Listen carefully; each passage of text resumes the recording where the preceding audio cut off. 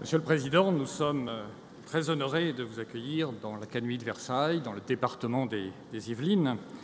Nous avons pu constater à l'instant, en visitant avec vous le collège Blaise Pascal de Plaisir, combien il était important pour le bon fonctionnement de nos établissements de veiller au respect d'un certain nombre de principes fondamentaux qui ont été rappelés par le principal notamment, l'assiduité des élèves, leur sécurité dans nos établissements scolaires. Il s'agit donc pour nous de lutter contre l'absentéisme, nous venons d'en parler beaucoup.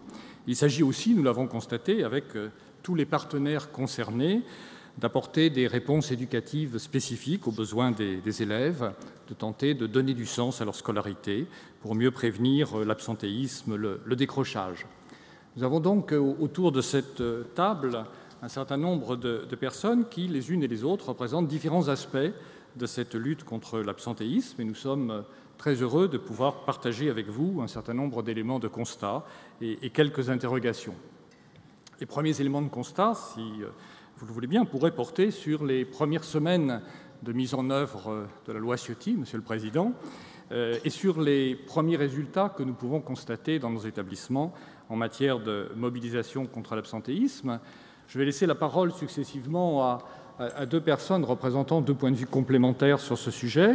Monsieur Leporati, qui est à ma droite, qui est proviseur vie scolaire, qui en tant que tel accompagne les chefs d'établissement dans la mise en œuvre des politiques éducatives et qui a notamment suivi le lancement des dispositifs prévus par la loi Ciotti.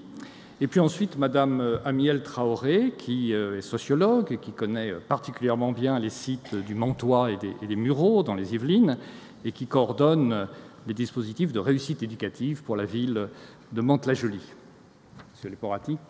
Monsieur le recteur, merci. Monsieur le Président, la mise en œuvre de la loi Ciotti dans le département des Yvelines a engendré deux effets positifs.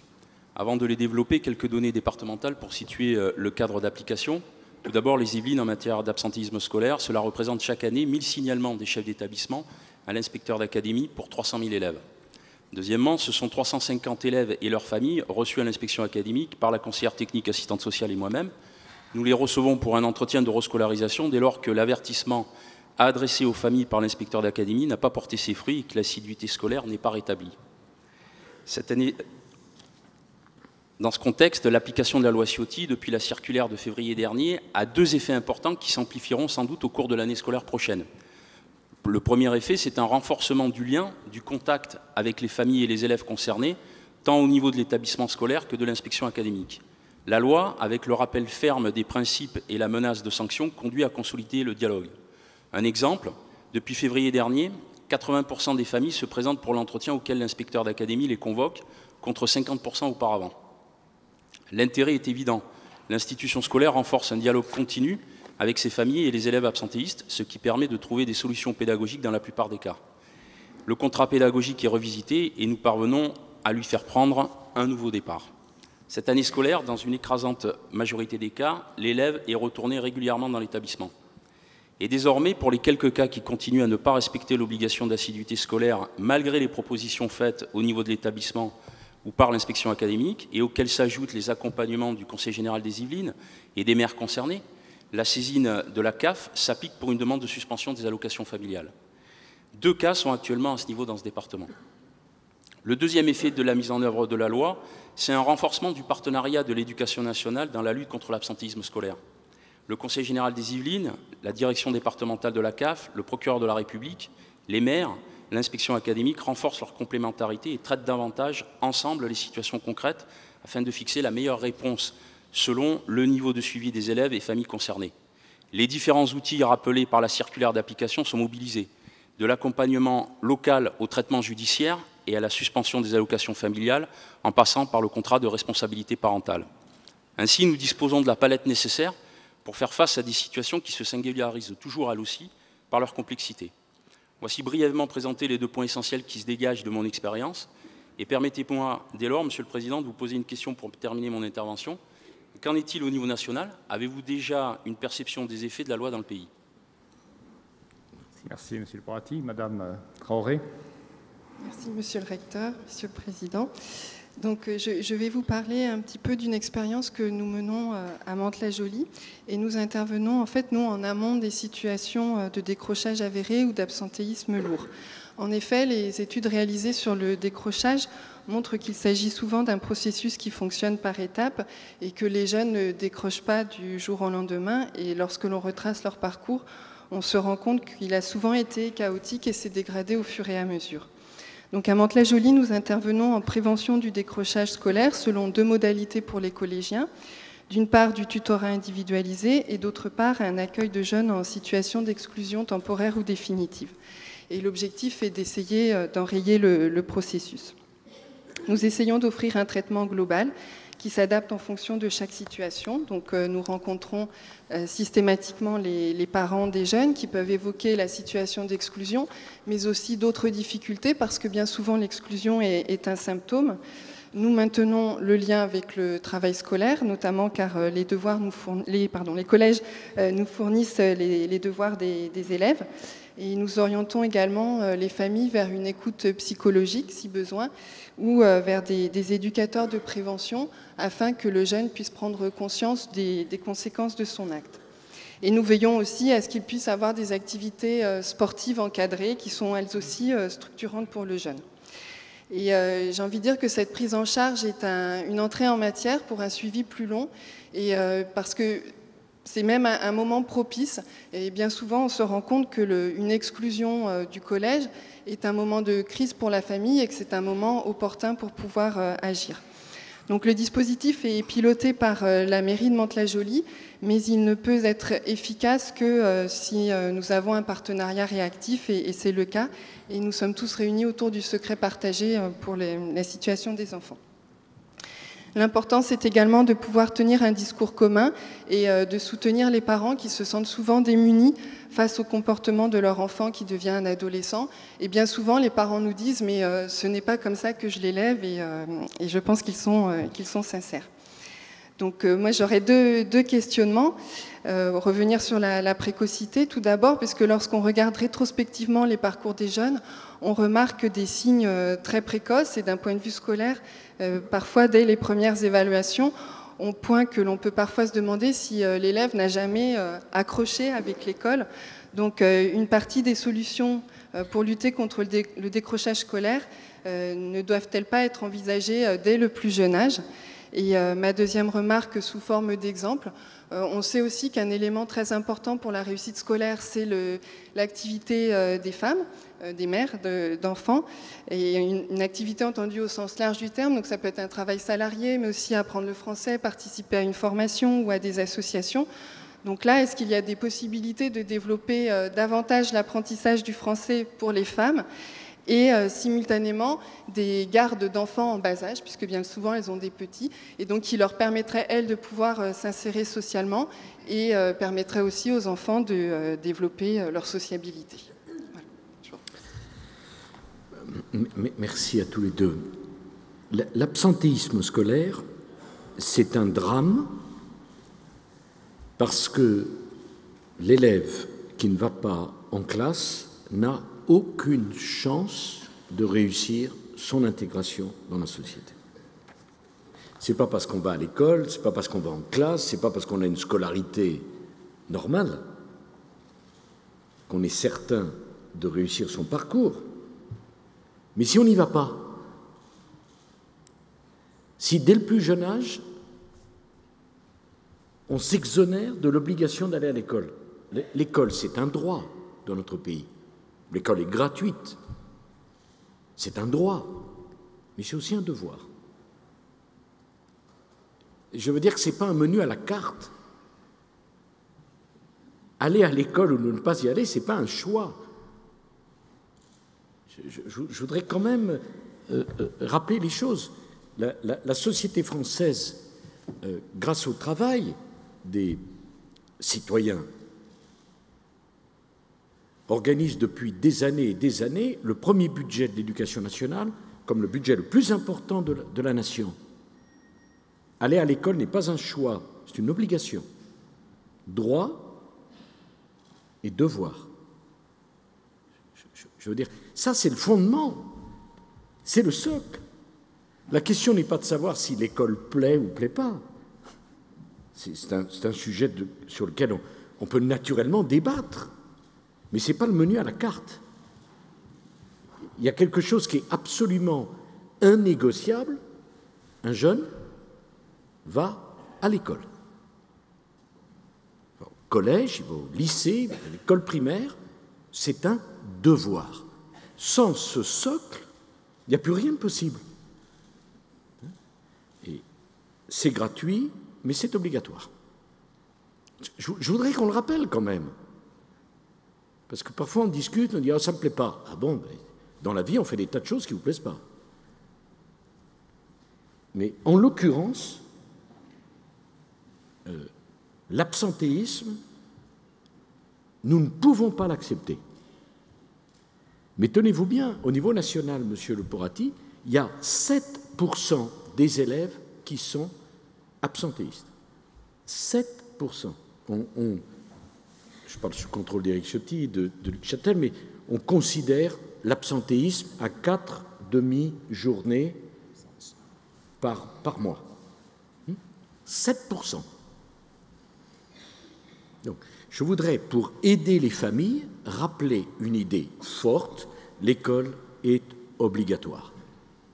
Pas de transaction sur ce point. Deuxième élément, l'absentéisme vient, et Mme Amiel Traoré l'a très bien dit, de multiples causes. Et il y a des élèves qui sont en difficulté, qui ont été en difficulté à la première minute et dont les difficultés n'ont cessé d'augmenter depuis la première minute à l'école. Mais si on accepte l'absentéisme, je ne vois pas comment les difficultés vont s'améliorer. Elles vont s'aggraver. Donc toute notre idée, c'est d'apporter une réponse personnalisée à l'élève en difficulté, qui bien souvent refuse l'obstacle par manque de confiance en lui, ou tout un tas de choses, pour le ramener et lui faire passer cet obstacle, dans la personnalisation que nous voulons. Troisième remarque, il ne s'agit pas de culpabiliser les familles. Je pense notamment aux femmes seules qui élèvent leurs enfants adolescents seuls, qui travaillent toute la journée, qui ont des transports infinis, qui arrivent fatigués à la maison. Il ne s'agit en aucun cas de la sanctionner, cette personne. En aucun cas. Mais comment on l'aide? Est-ce que vous croyez qu'on va l'aider en disant « c'est pas grave, votre fils ne va pas à l'école, ça lui passera » Est-ce que c'est comme ça qu'on l'aide? Non, on a essayé de mettre en place, Luc Châtel, Éric Ciotti et moi, un système fondé sur le dialogue. On peut être dépassé par ces adolescents. C'est pas si simple. C'est pas si simple. Élever, éduquer n'a jamais été simple. Et ça l'est de moins en moins. Mais ce qu'on n'a pas le droit de faire, c'est de faire le silence et de ne pas demander l'aide à la société pour résoudre ce problème. Est-ce que je me fais comprendre? C'est une chose de ne pas arriver à maîtriser un enfant ou un adolescent, c'en est une autre que de ne pas appeler au secours pour résoudre la question.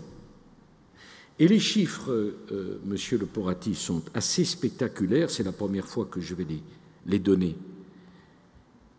Nous avons, depuis cette fameuse loi qu'a portée Éric Ciotti, qui a fait tant de polémiques, nous avons adressé 28 000 avertissements aux familles. Quand un jeune est absent 4 demi-journées, un avertissement est adressé à la famille. Eh bien, tenez-vous bien, sur 28 000 avertissements adressés à une famille, le seul avertissement, la seule rencontre entre les autorités d'éducation nationale et la famille a fait revenir 22 000 absentéistes à l'école. Je ne sais pas si vous vous rendez compte.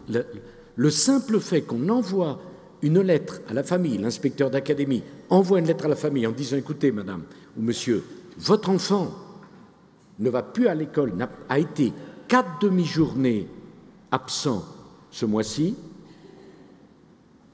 28 000 lettres adressées, 22 000 jeunes revenus à l'école.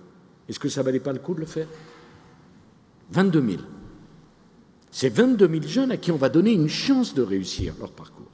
Alors intéressant aussi, un jeune est absent 4 demi-journées.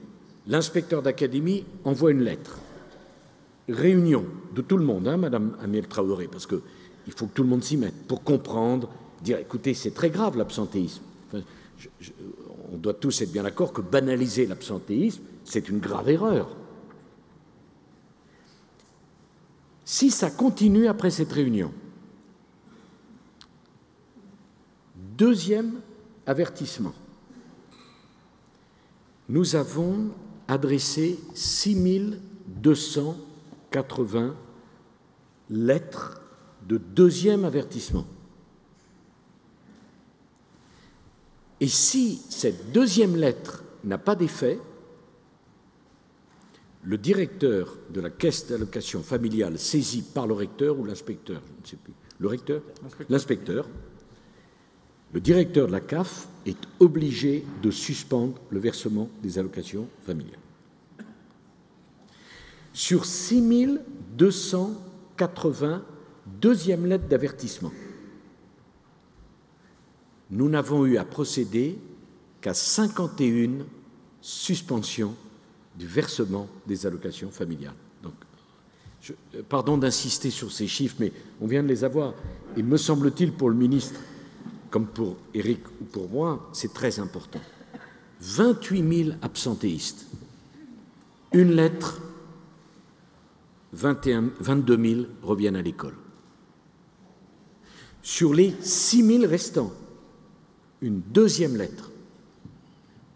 Et après cette deuxième lettre, il y en a 51 qui ne reviennent pas à l'école, et donc nous suspendons le versement des allocations familiales.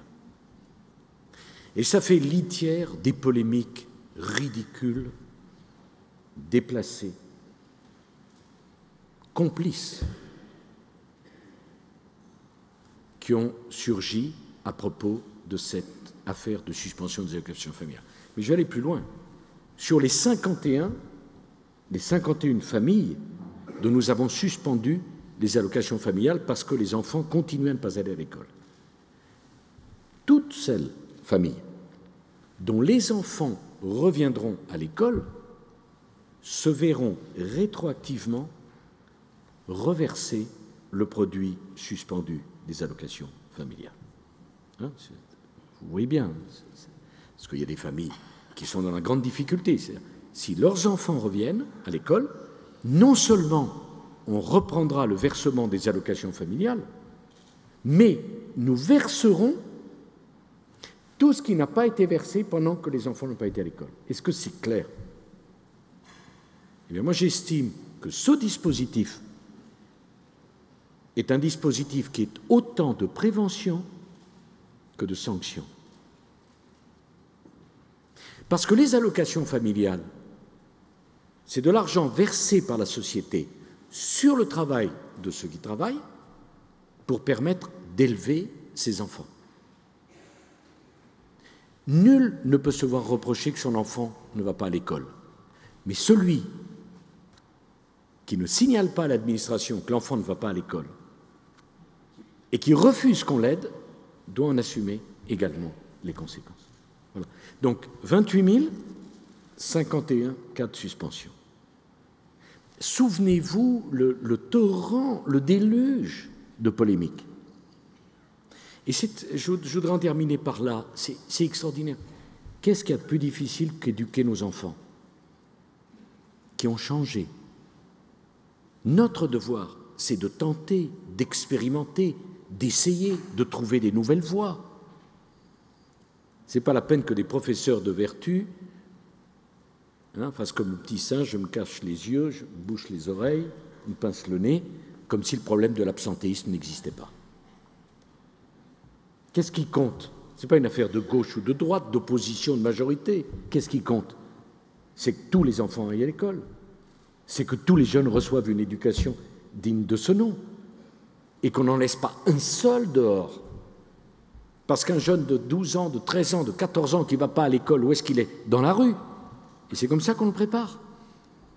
Voilà. Et je suis très heureux de pouvoir, Monsieur le maire, être à plaisir aujourd'hui avec le ministre de l'Éducation nationale, Éric Ciotti, pour donner ces chiffres qui viennent de sortir. Alors, je pense que plus ça ira, moins on aura à sanctionner, puisque chacun comprend bien que le rendez-vous. Et je précise une chose, le directeur de la CAF, de la Caisse d'allocation familiale, après le deuxième avertissement, si l'absentéisme continue, il n'a pas le choix. La suspension des allocations familiales est de droit, est obligatoire. Voilà. Parce que, franchement, verser des allocations familiales à une famille qui ne se préoccupe pas du fait que ses enfants ne vont plus à l'école depuis 6 mois, j'estime que là, on était dans un système injuste.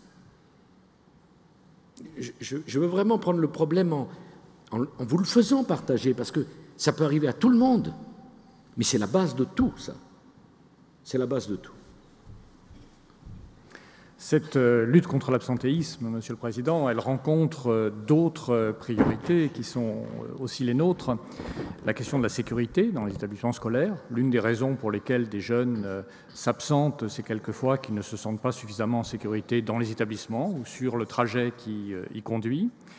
On sait aussi que l'absentéisme peut déboucher sur le décrochage pur et simple, et vous avez souhaité que le système public de l'orientation se réorganise pour mieux repérer et traiter ce risque de décrochage.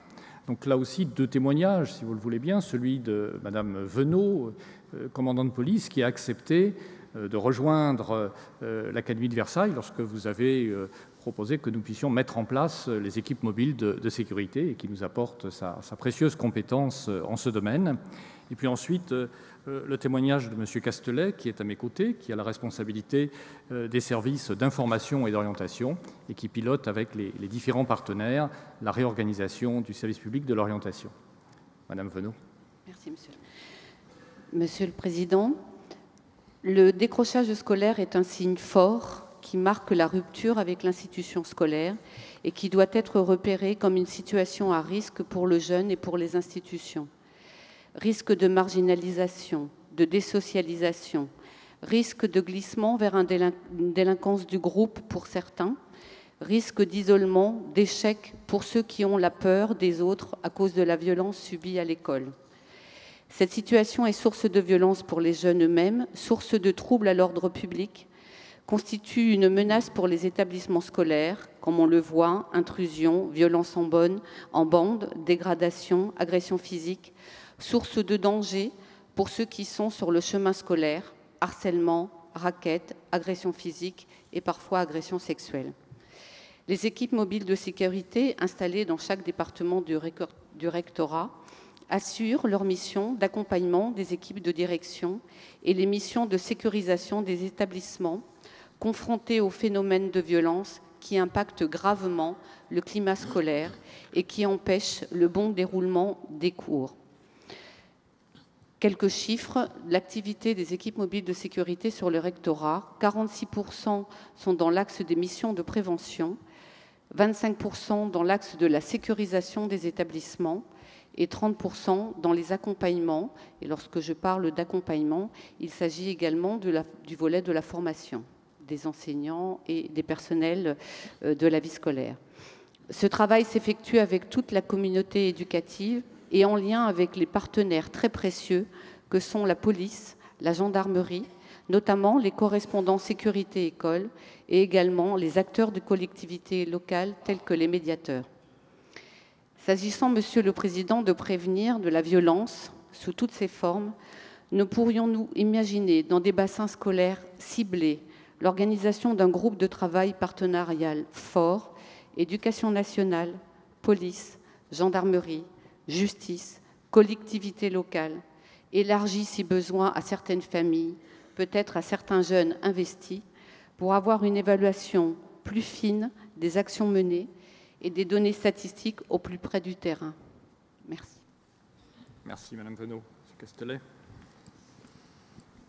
Monsieur le Président, donc, nous constatons en particulier au sujet des élèves décrocheurs que nous avons besoin d'un accompagnement de plus en plus personnalisé et un accompagnement tout le long de la vie, qui nécessite que nous travaillions les uns les autres en compétences partagées ou en tout cas en accompagnant ce jeune tout au long des différentes périodes dans lesquelles on doit le prendre en charge. Donc c'est la raison pour laquelle nous essayons, autant que nous le pouvons, de mettre en place ce service public d'orientation qui est un service qui doit pouvoir englober, accompagner ce jeune, passer le témoin entre les différents partenaires. Alors nous le mettons en place, nous l'avons déjà initié de façon expérimentale et en mettant en place les plateformes de suivi et d'appui qui permettent, dans un premier temps, de faire une veille auprès des jeunes lorsqu'ils sont dans les établissements, de prévenir ce décrochage. Et puis ensuite, lorsqu'il y a tous les dispositifs pédagogiques ont été essayés, ont été mis en place, lorsque ce jeune continue à être dans cette situation de décrochage ou de rupture, de pouvoir l'accompagner de façon beaucoup plus personnalisée, tous partenaires confondus, pour que nous ayons le maximum de solutions possibles à lui offrir, et pas seulement à l'Éducation nationale. Alors ça pose deux types de problèmes. Le premier problème est lorsque nous rencontrons un jeune, lorsque nous sommes adultes, que nous sommes confrontés à cette difficulté de pouvoir lui offrir un avenir, c'est que nous rencontrons un jeune qui généralement ne se projette pas. Ce jeune-là ne se projette pas dans l'avenir, il n'a pas de projection. Et donc il faut l'aider, l'accompagner à avoir cette projection dans l'avenir. Et la difficulté que nous avons en tant qu'adultes, c'est que parfois, nous avons une certaine tendance à le pousser à avoir un projet. Quels sont tes intérêts? Qu'est-ce qui te plairait? Il faut que ce soit très rapide, parce que bon, nous sommes inquiets de pouvoir lui offrir quelque chose, et parfois ce jeune est enfermé, je dirais, presque enfermé dans un projet. Et donc l'idée est de pouvoir l'accompagner, et tous ensemble, en compétences partagées, je le répète, pour que progressivement, il découvre ses intérêts, ce qu'il voudrait faire de sa vie, et que nous puissions l'aider à trouver des solutions dans ce sens. Bon, la question du décrochage est vraiment une priorité que nous avons mis en place avec Luc Chatel. Quel est le problème pour la société française? Chaque année, il y a 250 000 jeunes qui quittent le système scolaire sans diplôme et sans qualification. 250 000. Et ce qui est intéressant, sur ces 250 000 qui ont quitté le système scolaire sans qualification et sans diplôme, 72 000 sont suivis par les missions locales, Monsieur Castelet, et tenez-vous bien, 180 000 disparaissent de tous les radars de la société. Il y a un véritable angle mort entre 16 ans et 18 ans. Je parle sous contrôle. Si je me trompe, n'hésitez pas à me le dire. Il y a un angle mort. L'école est obligatoire jusqu'à 16 ans et la plupart des dispositifs d'insertion, c'est 18 ans. Donc il y a un angle mort pour ces jeunes. Tenez-vous, 180 000 jeunes perdus de vue, c'est-à-dire qui ne sont pas à l'école, qui ne sont pas dans une mission locale, qui ne sont pas dans un centre d'apprentissage, dans la nature. Je dirais, Luc, c'est la deuxième étape de l'absentéisme.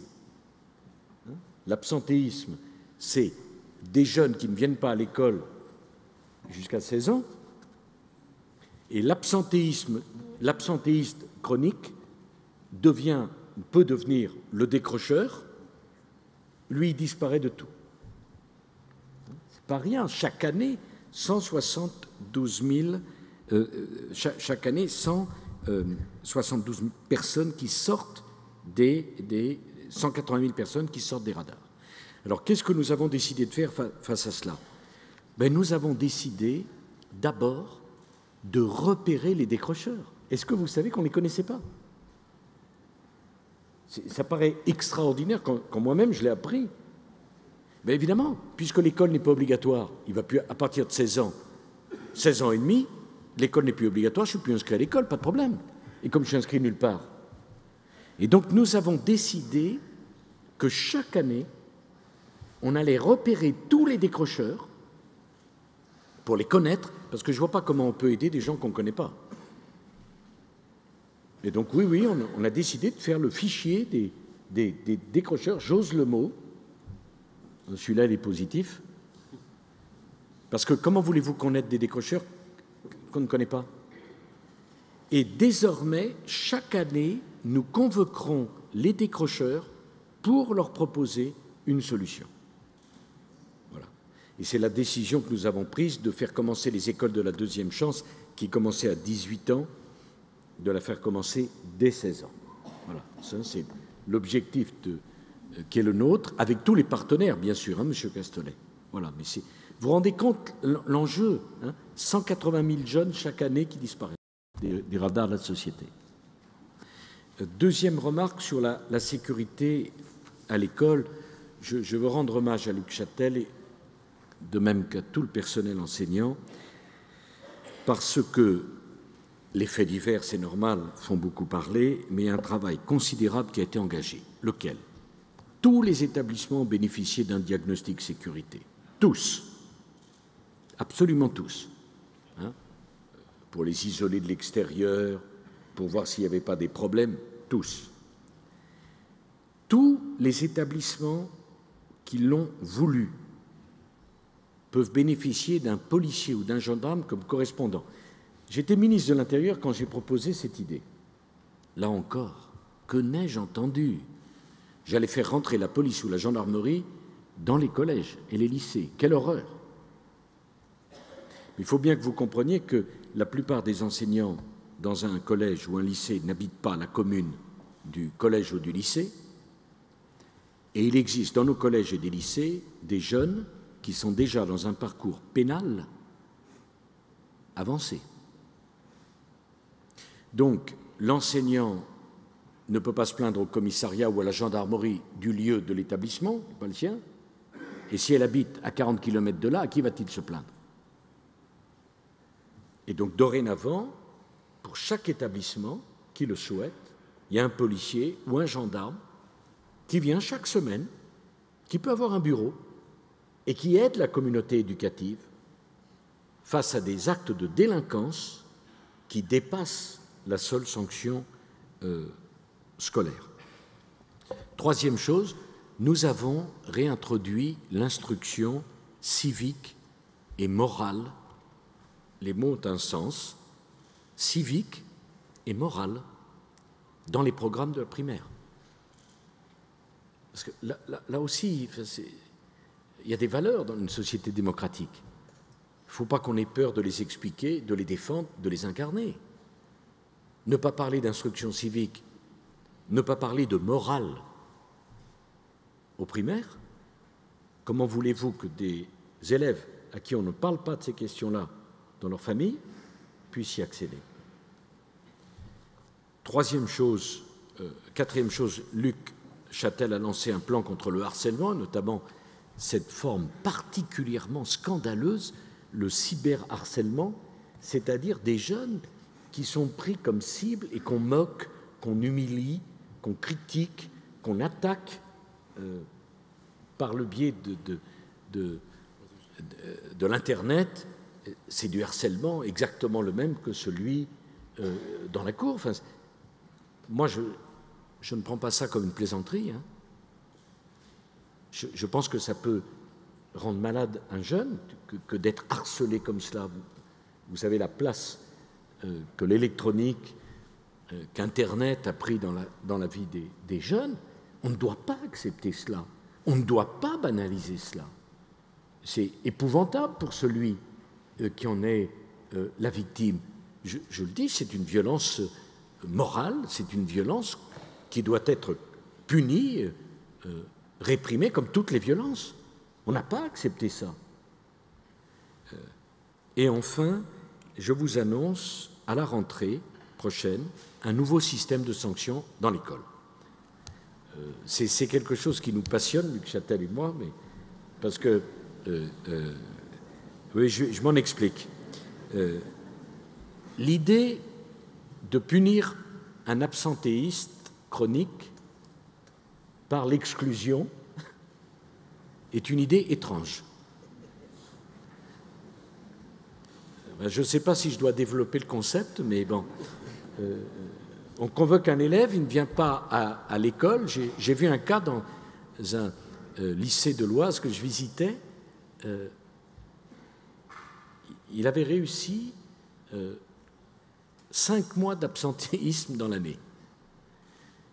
Et j'ai dit, mais alors, quelle sanction pour lui? Qu'est-ce qu'on fait? On discute, et puis, je pense, me dit qu'on va prononcer une exclusion de 10 jours. Je dis, ça fera 5 mois et 10 jours d'absentéisme, ça va beaucoup l'aider. Vous comprenez bien que je pense qu'on doit réfléchir à la réponse. Enfin, il y a tout ce qui est de l'ordre pénal, ça, c'est pas l'école. Mais dans l'ordre scolaire, comment répond-on avec les jeunes d'aujourd'hui, pas avec les jeunes d'il y a 50 ans? Moi, j'étais à l'école, on disait, on va convoquer votre mère. Bon, on avait froid dans le dos. Enfin, je ne sais pas vous, mais enfin... L'idée d'être exclu 3 jours rendait malade n'importe quel collégien ou lycéen. Je crains que les choses aient un peu évolué. Bon. Donc, d'abord, nous allons inscrire l'automaticité de la procédure disciplinaire en cas de violence à l'encontre d'un enseignant, parce que ça, c'est parfaitement inadmissible. L'enseignant doit être respecté, doit être protégé. Toute marque de non-respect de la personne, de la fonction de l'enseignant, est d'une grande gravité. Parce que si on ne respecte pas l'enseignant, il n'y a plus rien qui peut fonctionner dans l'école. Deuxièmement, nous travaillons avec Luc Châtel, sous son contrôle, mais il complétera, sur le travail d'intérêt général en lieu et place de l'exclusion. Ça me semble beaucoup plus positif qu'un jeune qui ne comprend pas qu'on ne démolit pas son collège, qu'on ne casse pas une vitre, qu'on ne manque pas de respect ni à ses camarades, ni aux adultes, soit amené à réparer ce qu'il a fait dans le cadre de la vie scolaire, ça le fera revenir dans l'établissement par ailleurs, et ça me semble beaucoup plus adapté qu'un système que nous connaissions. Et je pense par ailleurs que des règles élémentaires de civilité doivent être rappelées dans tous les règlements de tous les établissements scolaires du pays. Alors, ce ne sont que des pistes, mais je pense que la question de la nature de la sanction scolaire, ça doit faire l'objet de discussions, de débats,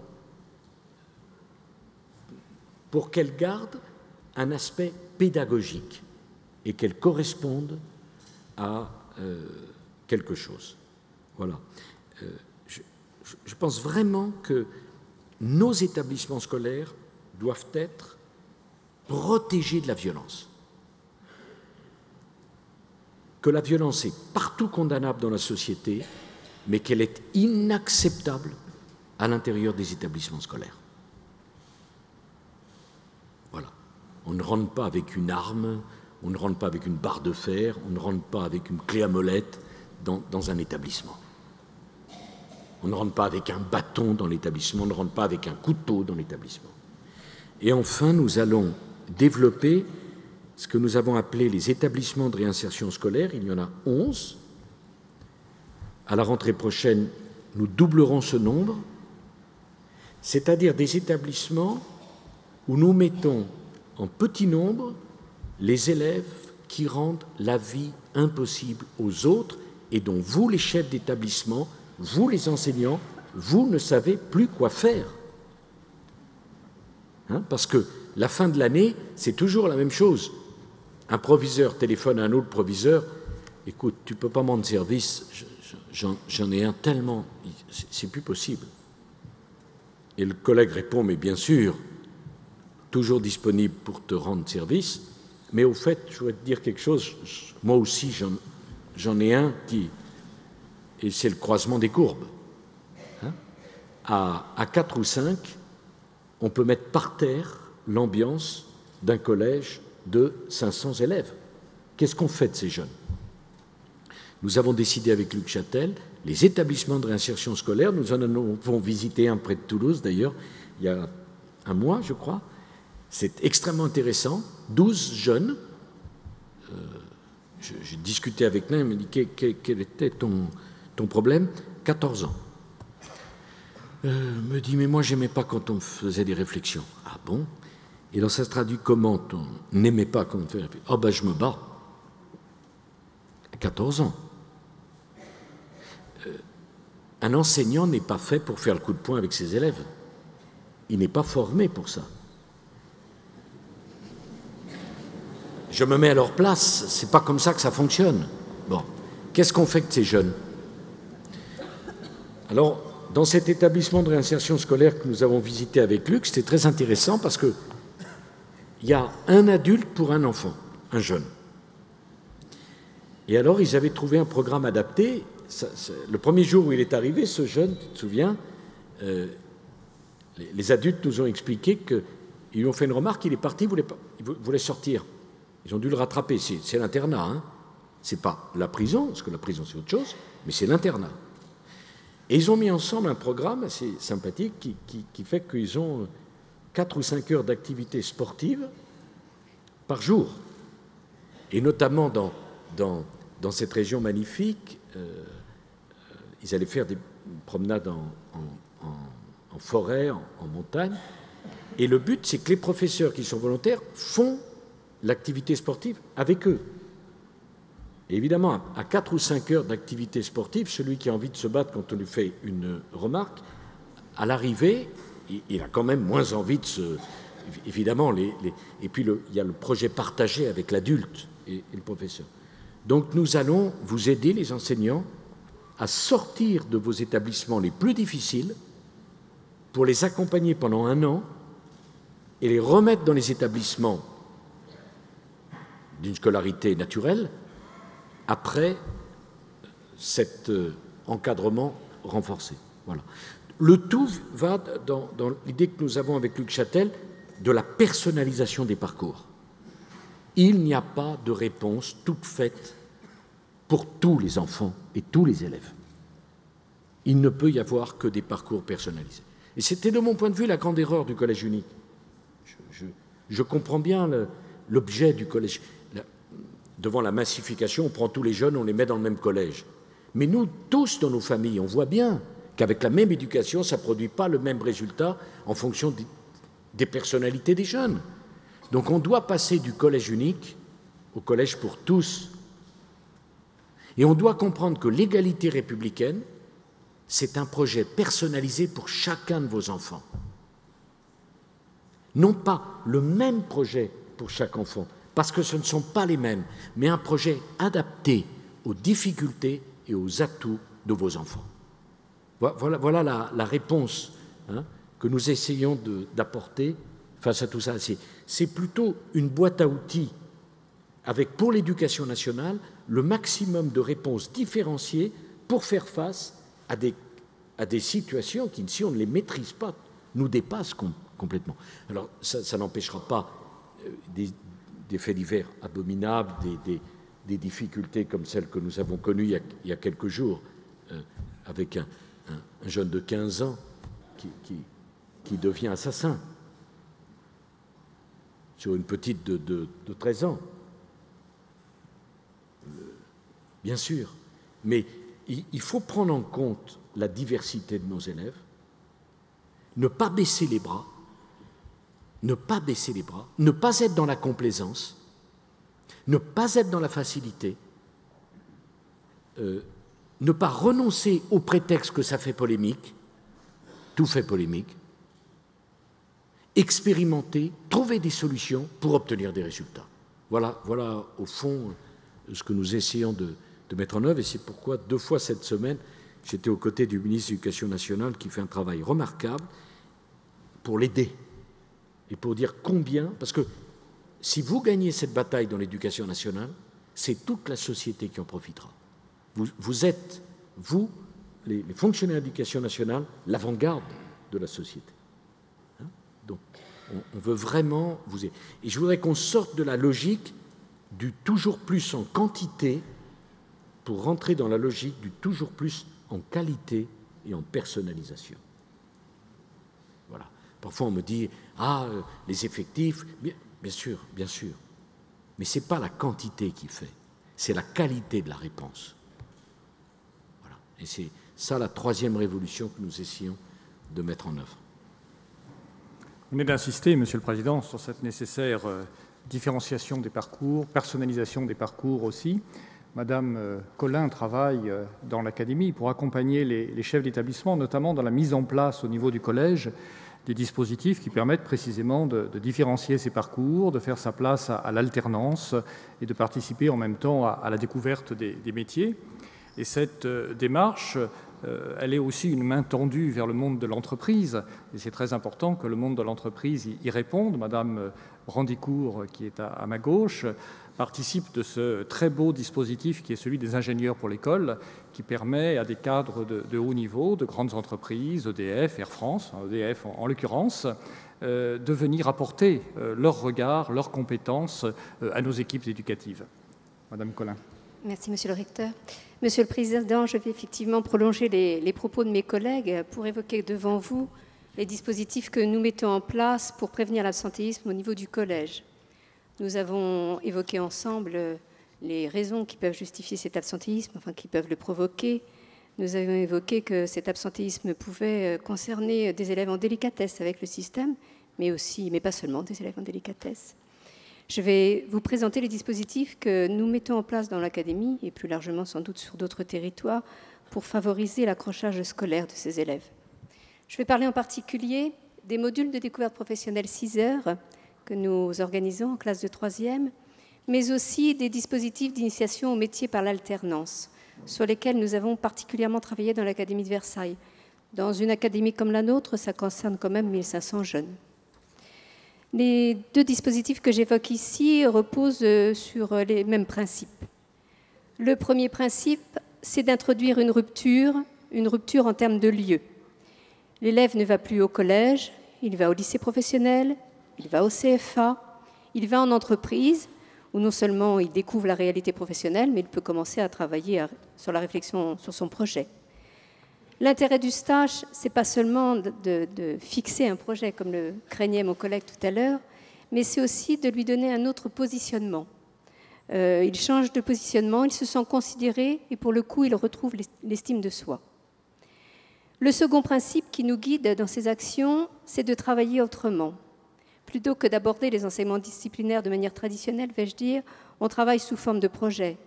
On va faire des projets de mini-entreprise, on va créer un blog, on va faire tout autre projet que je ne vais pas évoquer ici.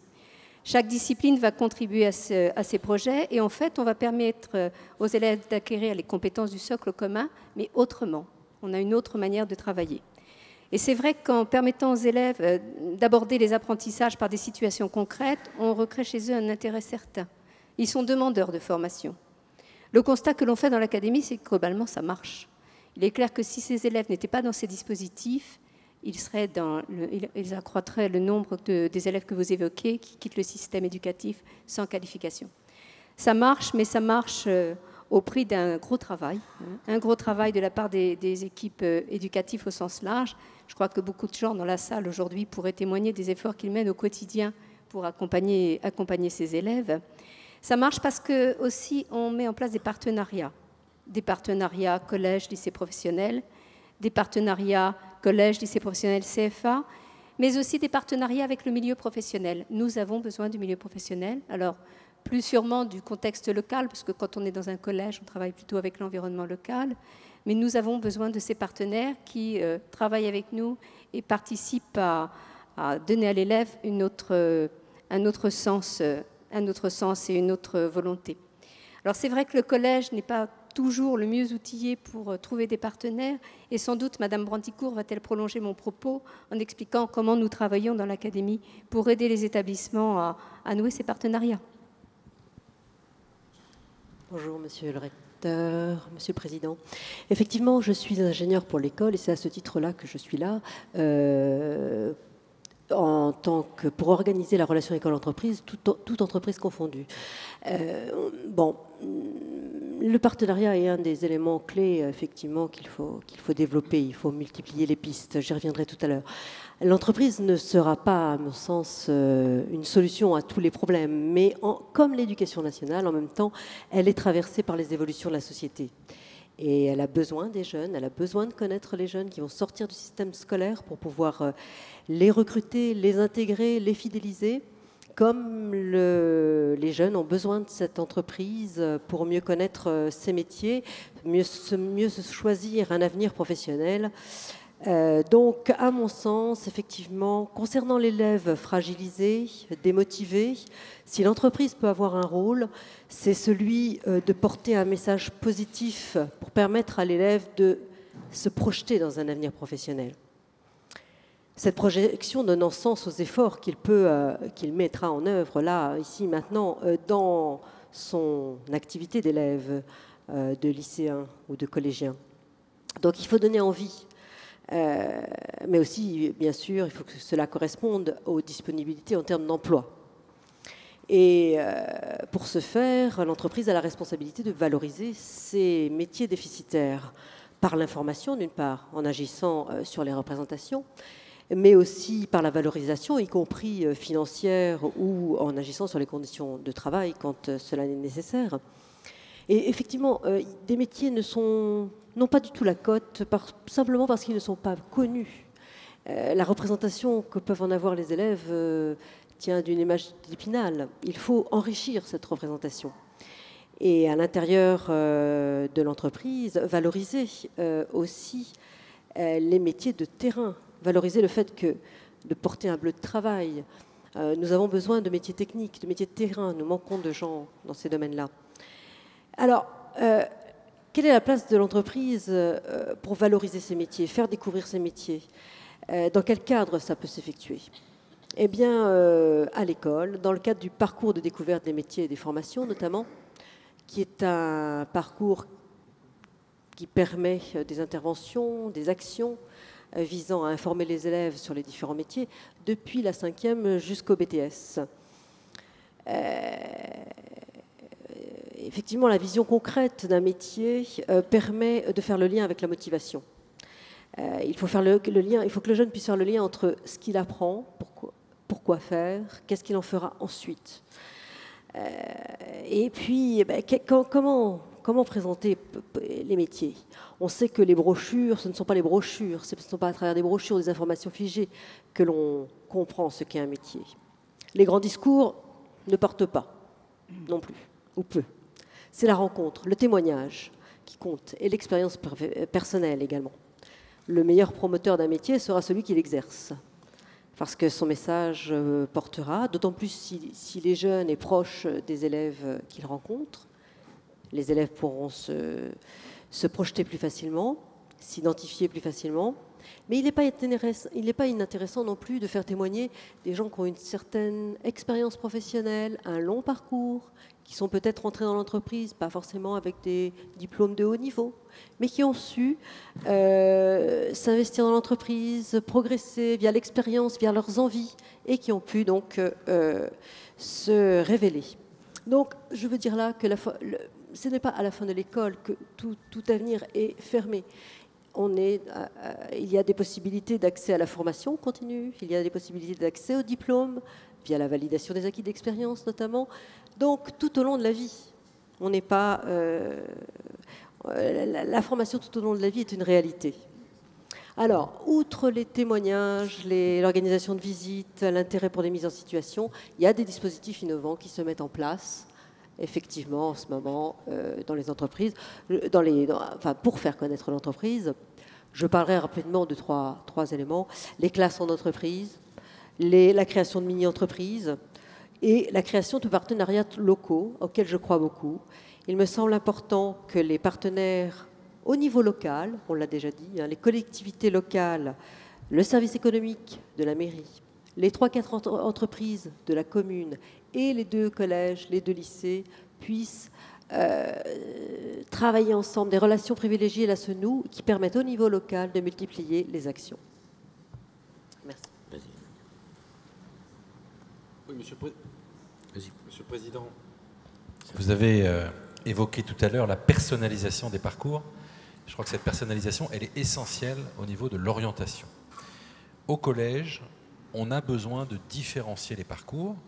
Nous accueillons 100% d'une classe d'âge, c'est une avancée considérable, mais on a besoin de s'adapter à la diversité de nos élèves et donc de leur proposer dès la 4e des possibilités différentes selon leurs qualités, leurs aspirations et autres.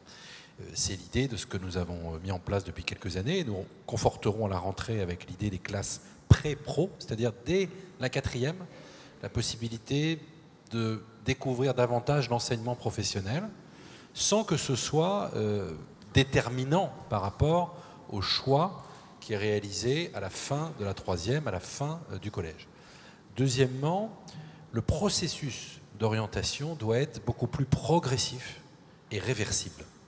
C'est l'idée du parcours de découverte des métiers et des formations que vous avez tout à l'heure pu découvrir au lycée, au collège Blaise Pascal. C'est-à-dire que dès la 5e, on fait découvrir depuis la rentrée 2009 à nos élèves à la fois des métiers, on leur fait rencontrer des professionnels, on leur fait visiter des entreprises.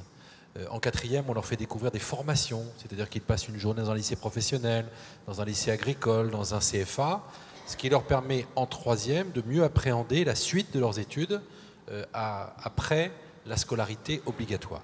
Et puis, la réforme du lycée prévoit une évolution importante sur le processus d'orientation, c'est-à-dire qu'il faut sortir du couperet où à 14 ans, il faudrait décider pour la vie de ce qu'on doit faire. C'est absurde. On a le droit de ne pas savoir ce qu'on va faire dans la vie à 14 ans. On a le droit de se tromper, on a le droit de changer d'avis. Et l'éducation nationale doit être capable justement de s'adapter, d'aider les élèves qui n'ont pas forcément d'accompagnement dans leur famille pour leur processus d'orientation et de créer des parcours sur mesure, à la carte, avec des passerelles possibles entre voie professionnelle, voie technologique, voie générale, et au sein de la voie générale entre les différentes séries. Et c'est tout l'esprit de ce que nous mettons en œuvre depuis la dernière rentrée à la réforme du lycée, qui est aujourd'hui en seconde et qui sera en première à partir de la rentrée de 2011. Merci. Le ministre a dit des choses très importantes. L'orientation doit reconnaître le droit à l'erreur. Moi, je suis persuadé de cela. C'est une angoisse pour les familles à qui on demande de faire des choix d'orientation avec leurs enfants en se disant « il joue toute sa vie maintenant ». Pour moi, c'est le contraire de l'orientation. Je dis très clairement, je ne dis pas du tout que je refuse le choix, mais ce côté « je choisis une filière avec mon enfant et il n'en sortira pas », je le dis, c'est profondément choquant. Le droit à l'erreur. On a le droit de se tromper. Il faut donc imaginer des passerelles entre les différentes filières pour des allers-retours. C'est vraiment la politique du ministre que je soutiens totalement. On doit pouvoir passer d'une filière générale à une filière professionnelle et d'une filière professionnelle à une filière générale. On doit pouvoir passer d'une filière littéraire à une filière scientifique. Ce n'est pas un drame. Est-ce que je me fais comprendre là aussi? La porte s'ouvre et elle se referme définitivement. Et c'est pourquoi nombre de familles voient l'orientation comme une sanction et non pas comme un choix positif. Voilà. Ça, c'est le premier élément que je voudrais défendre. Y compris, tu vois, Luc, bien sûr en 4e, mais moi je pense en seconde, en première, y compris, monsieur le recteur, en cours d'année. On peut se tromper, ce n'est pas un drame, et l'orientation ne doit pas être vécue comme un traumatisme, mais comme quelque chose d'accepté. Deuxième élément, il faut absolument que l'excellence, le mot excellence n'est pas un gros mot quand même. Excellence, que ce mot excellence soit décliné dans toutes les filières. Il y a de l'excellence dans la filière professionnelle. au même titre qu'il y a de l'excellence dans la filière générale. Alors évidemment, quand vous dites à quelqu'un, mais c'est pas grave, on va mettre votre enfant pas tout à fait pour les études générales, on va le mettre dans une filière professionnelle. Si vous lui dites, mais il pourra devenir ingénieur, il pourra accéder à un niveau de diplôme avec les qualités qui sont les siennes, toutes les filières doivent aboutir à une même possibilité de niveau de diplôme. Sinon, ce sont des filières de l'échec. Là aussi, je veux bien me faire comprendre. Hein, tous nos enfants ne sont pas des bêtes à concours, comme l'on dit. Mais dans une filière professionnelle, on doit pouvoir accéder au plus haut niveau de diplôme et de qualification. Troisième remarque, nous avons procédé à la rénovation du baccalauréat professionnel. Ça m'a fait plaisir, c'est un succès, puisque je regardais les chiffres, le nombre de candidats a augmenté de 36% par rapport à l'année dernière. Parce que si vous vous rendez compte, en une année, on a 36% de candidats de plus au bac pro. Ça fait plaisir de voir, parce que, vous savez, les réformes, elles ne valent que par les résultats qu'elles produisent. Sinon, les gens disent à quoi ça a servi. 36% d'inscription en plus. Enfin, je voudrais qu'on popularise ces chiffres. Les jeunes en filière professionnelle, notamment l'apprentissage, il y a 83% des apprentis qui décrochent un emploi. 83%. Bien sûr, hein, Madame Brandicourt, la rencontre, l'expérience est intéressant. Mais je souhaite qu'on dise aussi deux choses aux élèves. Quel est le niveau d'emploi dans la filière qu'ils vont choisir? Parce que certains ne leur disent pas que dans une filière qu'ils choisissent ou qu'ils subissent, il y a 80% de chômage. Et deuxièmement, je pense qu'on doit le dire, quel est le niveau moyen du salaire?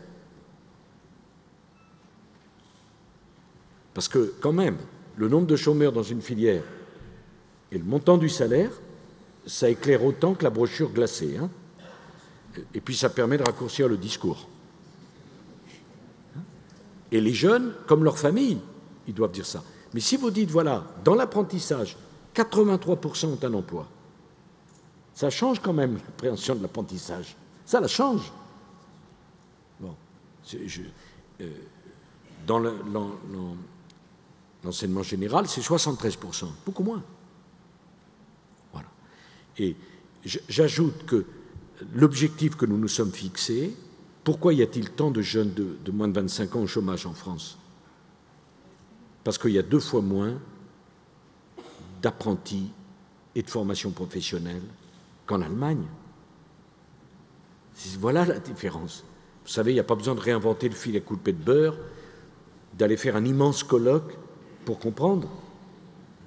Nous avons 600 000 jeunes en alternance.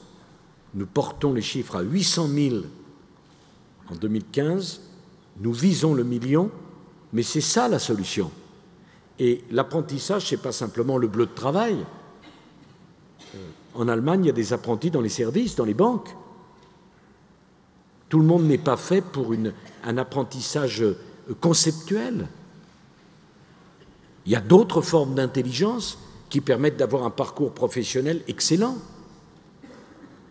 Mais bien souvent, et je termine par là, l'orientation, c'était une sélection déguisée pour se débarrasser de ceux qui allaient moins bien. Et la formation en alternance, c'était pour ceux qui ne réussissaient pas. Alors que, au contraire, c'est une filière d'excellence. Voilà. Voilà ce qu'on essaie de changer. En résumé, le fond de ce que je pense, et je remercie et Pierre Lequillet et David Douillet, comme les élus qui sont ici, de nous avoir, Jean-Michel Fourgou, Sanocourt, tous ceux qui sont ici, de nous avoir accompagnés. Qu'est-ce que nous voulons, nous, pour l'éducation nationale? Sortir des débats idéologiques parfaitement dépassés. C'est l'avenir des enfants de la nation dont il s'agit. Deuxièmement, souligner le dévouement et la compétence des personnels de l'éducation nationale, qui parfois sont un peu découragés en se disant, mais dans le fond, qu'on se donne beaucoup de mal ou qu'on ne se donne pas beaucoup, on a la récompense dans le regard des familles et des enfants, mais est-ce qu'on a toujours la considération de notre système? Troisième chose, que toute innovation ne soit pas d'abord un drame, mais pris comme une expérimentation, une recherche pour mieux faire, pour comprendre. Quatrième remarque, qu'on laisse plus les acteurs de terrain, qu'on fasse moins de circulaires. Bon. Parce que parfois des circulaires sont... Avant Luc, hein. Bon. Mais bon. Je pense, voyez-vous, que 900 000 ou 920 000 enseignants, c'est une richesse fantastique. Mais quelqu'un qui, pendant 20 ans, a appris à lire, à écrire, à compter à des élèves, je pense qu'on doit valoriser davantage son expérience. Et on en parlait avec Luc en début de semaine, généraliser les bonnes pratiques. Hein, généraliser les bonnes pratiques. 20 ans au contact des élèves, on a appris beaucoup de choses. On a peut-être trouvé un truc, quelque chose qui permet. On doit les valoriser. Dernière remarque. Tout n'est pas une question de quantité. Je voudrais terminer par là parce que j'y crois beaucoup. Depuis 25 ans, le budget de l'éducation nationale augmente chaque année, quels que soient les gouvernements. Si l'éducation nationale n'était qu'une augmentation de budget, qu'une affaire d'augmentation de budget, nous devrions avoir les enseignants les plus heureux et les élèves les plus épanouis. Bien sûr que la question des moyens est importante, mais elle n'épuise pas la question qu'il faudra bien traiter du statut de l'enseignant, des conditions de travail de l'enseignant, la rémunération de l'enseignant, de la présence des adultes dans l'établissement, de la rémunération pour les enseignants de ce travail qui ne se fait ni à la maison, ni dans la classe, mais dans l'établissement. Il faudra y penser. Le moment venu, nous ferons des propositions sur tous ces sujets qui ne sont pas et qui ne doivent pas être des sujets tabous. Ils sont des questions extraordinairement importantes. Et je voudrais dire au personnel d'éducation nationale que j'ai grande conscience de la difficulté de leur métier, et je dirais d'ailleurs que le métier d'enseignant, comme de conseiller d'éducation, dans enseignant, je mets toute la famille d'éducateurs, que leur métier est beaucoup plus difficile que ce qu'il fut, ce métier, il y a 30 ou 40 ans. Mais il ne faut pas avoir peur du changement. Nos élèves changent, nos familles changent, la société change, le monde change, nous devons nous adapter pour que ce service public soit de meilleure qualité encore. Et ça ne se réduit pas à la seule question combien d'effectifs, combien d'argent, mais la qualité. Comment faire que votre travail soit de plus grande qualité encore, pour des enfants plus nombreux et plus difficiles. Plus difficile, ce n'est pas un jugement de valeur, hein, vous comprenez bien, mais parce que c'est les jeunes d'aujourd'hui. Voilà. Et pour moi, c'est très très important d'être engagé aux côtés du ministre de l'Éducation nationale sur ce projet éducatif où la société française joue une grande part de son avenir. Alors, nous avons beaucoup travaillé sur l'université, sur la recherche. Nos universités sont maintenant autonomes, ça progresse. On a donné beaucoup de moyens, on a fait beaucoup de changements. Il faut beaucoup travailler sur la question du collège, du lycée, du primaire, qui sont vraiment des questions importantes, autour de la personnalisation du parcours pour chaque enfant. C'est vraiment ça le défi pour nous des prochains mois et des prochaines années. Et ça ne se réglera pas avec les idées du siècle dernier. Voilà. Je voudrais faire comprendre ça. C'était des idées très bonnes, certainement, mais les choses changent. On doit inventer ce nouveau modèle. Voilà. Et j'étais très heureux de passer ce moment avec vous, et je remercie encore Éric Ciotti. Il a maintenant une bien belle loi à son nom. Merci à tous.